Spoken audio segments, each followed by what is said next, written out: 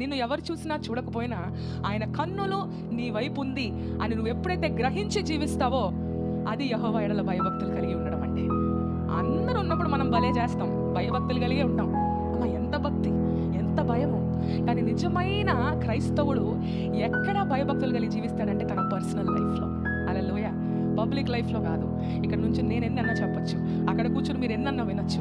కానీ మన దయనొందిన ప్రతిదిన జీవితంలో, మన దినచర్యలో మనం దేవునికి అనుకూలమైన నిర్ణయాలు తీసుకోకపోతే, మన దేవుని స్టాండర్డ్కి లేదా దేవుని బిడ్డలుగా మనం జీవించాల్సిన రీతిలో మనం జీవించకపోతే అది ఆయన యెడల భయభక్తులు కలిగి జీవించడం అయితే కాదు. అవునా కాదా? ఏకీభవిస్తున్నారా లేదా? హల్లెలూయ.